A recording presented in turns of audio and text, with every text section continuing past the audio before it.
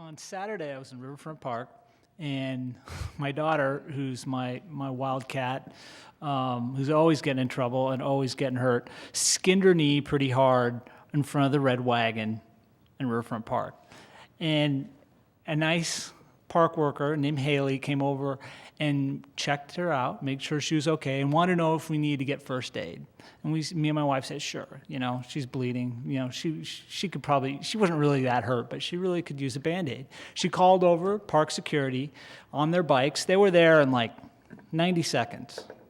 Took my daughter aside, put on a Band-Aid, cleaned off her wound, gave her a Band-Aid. And I couldn't believe it. My wife kind of even joked. It's like, what kind of utopia is this? We have this park where my daughter gets a skinned knee, and a park person is there to see it and gets the park security over to take care of it like that. Now, granted, it wasn't a very busy day at Riverfront Park, but I just sat there and I was thinking, these public employees are responsible for the financial meltdown, or some would have us believe? And I'm just kind of incredulous when I think about it.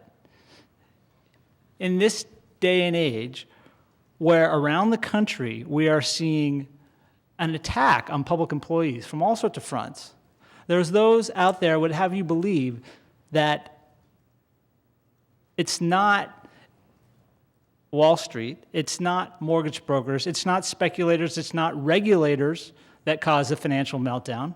It's public employees, it's people on Medicare, it's working families. And what I'm trying to say with this resolution is that war on workers needs to stop at the Spokane city limits. Now, Councilmember McLaughlin didn't vote for our budget this past year, but I did and the majority of council did, and we all voted for a budget that eliminated city jobs. None of us like doing that. None of us are blind to the fiscal realities that we're dealing with. None of us are blind to the fact that healthcare costs keep going up, oil, fossil fuels, materials costs are back up. In the meantime, sales tax are down, property taxes are down, most of our revenue sources are down due to the limited economic activity as a result of the financial meltdown. We know we've got to figure out how to deal with that. But the way to do it is to not rescind collective bargaining, a basic right that all of our public employees deserve. And my purpose with bringing this resolution forward, and I thank Council President for co-sponsoring it with me, and I also want to thank Council President for bringing forward our budget principles resolution on the same night, because I think they're really important in tandem.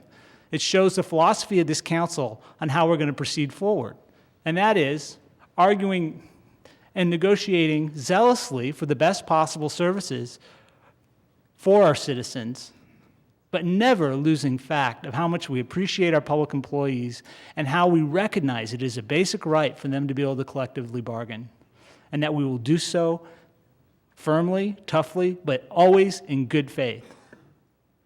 So I appreciate the folks that have come to speak before this tonight, and I thank this council for considering this resolution.